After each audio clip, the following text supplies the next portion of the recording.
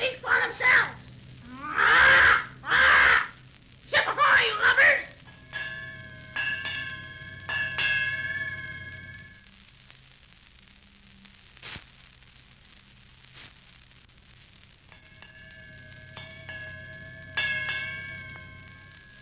All aboard for the transcribed premiere production, The Cruise of the Poll Parrot, that thrilling, exciting story of the sea and the adventurous days of whaling. Well, now we find Johnny Robbins and Sue Grange almost at the heart of the mystery that surrounds the cruise of the Poll Parrot. Johnny and Sue hid in the hold of the Poll Parrot and saw the Spaniard Testi come out of the secret compartment in the hull and lay a plot with Red Mahooley. And this plot is for mutiny. Johnny and Sue immediately rushed back on deck and told their discovery to Old Dickson and to First Mate George Wainwright. All four of them went down to the hold, found the secret panel, and entered the hidden room. They came to a passage leading to a door which was slightly open. Looking in, they saw it led to Grange's cabin. And in the cabin, talking to Mr. Grange, was none other than Testi himself. We take up our story just now where we left off in our last adventure, as Johnny and Sue, Dickon, and Wainwright, hidden in the wall, listened to the conversation in the cabin. But, Sue, how can your brother be talking to Testi? I don't know. Blow me down.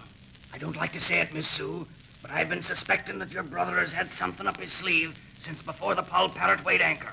But I never guessed he could be in anything with Testi. Oh, I can't believe he's working with that wicked Spaniard. There must be some other reason. Strike me canvas. If Captain Dalton was only here, he'd know what to do. To my way of thinking, the best thing to do is listen and find out what we may. Shiver me timbers, stow that noise, you lubber. You want us to be found here? I should never have brought the bloomin' bird up this passageway. They're talking louder. Listen. My dear Mr. Grange, be sensible. I know as much about this treasure as you do. Why not let us be partners instead of enemies? Listen to me, you blackguard. I won't be a partner with you in any kind of venture. One of us is suddenly going to disappear from this ship, and it isn't going to be me. Very strong words, Senor Grange. Take care that you are not too sure of yourself. Of all the colossal insolence. I never heard of a man playing a lone hand who tries to bargain with someone who has an entire crew on his side. Do you realize that all I have to do is summon the crew and have you thrown in irons? Or perhaps overboard? I always play a lone hand, Senor Grange. But it is a very heavy hand. Now, look here. Before I turn you over to the captain... If you do, which I doubt... Well, never mind that. But first, tell me, how did you come to find out so much about my plans, and how did you get aboard this ship? I have plenty of time, Senor Grange. I shall be glad to explain at length. 6 years ago, I sailed as a seaman aboard this very ship, the Poll Parrot. That is why I know so much about her. It was then, 6 years ago, that I discovered that secret compartment down in the hold. Avast, that's where shipkeeper Breckenridge remembers seeing the swab I'll wager when he was aboard this ship 6 years ago. And that's the reason Mr. Breckenridge was hit in the head with that belaying pin, when he remembered and started to tell Captain Dalton about it. Aye, lad, you're right. Red Mahooley overheard him and threw that pin when he thought his boss was going to be revealed. Shh! Listen. That doesn't explain how you found out my plans. You are correct again, Senor Grange. Let us start at the beginning. 20 years ago, 2 sailors on a merchantman were let off on a small island in the South Seas to get water for their ship. While there, they found outcroppings of a very valuable mineral, and they decided to keep the secret to themselves until they had enough of the money to fit out a ship of their own to go back to the island and mine the mineral. What do you know about these 2 men? Those 2 men were Ezekiel Kip and Jonathan Robbins. That was my father. Blow me down. So that's why he didn't want you to sail with us on this cruise, lad.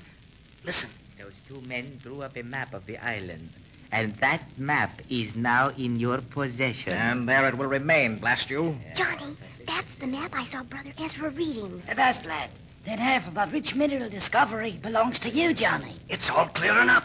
I see what's behind this mysterious cruise now. Well, these 2 men, Kip and Robbins, sailed together for 2 more years.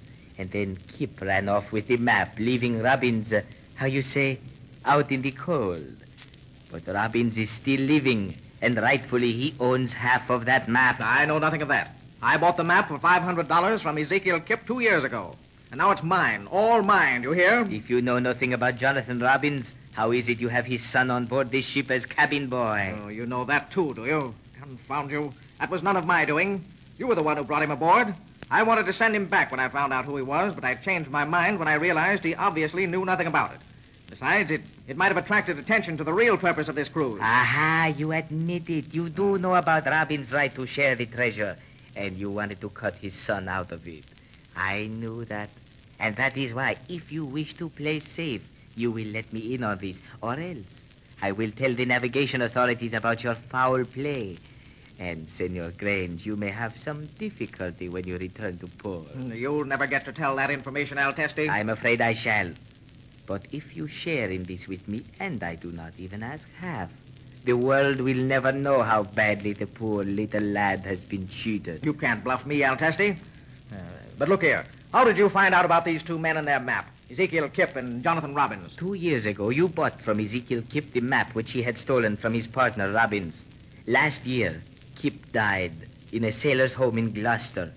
I was at his deathbed. I had known him for a long time. Before he died, he told me the whole story. And you blackguard, decided you'd get the map for yourself, Why not, senor? Why not? In this life, it is to get the biggest fish you can catch. And it matters not how you catch it. Then, you see, I procured 2 men to help me out. A Mexican with 1 leg named Pancho and a seaman named Red Mahooley. Blow me down. See, I told you they were working together from the beginning. Testi and this Red Mahooley. Listen. So that red-headed seaman was your man, and you managed to get him aboard here. Ah, si, senor. The Mexican, Pancho, came aboard with me the night I brought the boy to find out where your cabin was. I was then looking for the map, for I guessed that Captain Dalton knew nothing about this treasure business. You see, I picked his pocket on the dock. I found nothing. But before we could go below that night, the second mate heard us, and Pancho was forced to jump overboard. Whatever became of him, I do not know. But you escaped to the hold and hid there. Si, senor. And I hid in the secret passage I had found out about 6 years ago when I sailed on this Poll Parrot. I knew it led to one of the cabins, and I hoped it was yours. It was. And I, part owner of this ship, didn't even know anything about that passage. See, but I ran into an obstacle. Sometime in those 6 years, someone had boarded up that passage. So I was forced to remain in the hold and chop through the partition with my knife, chip by chip.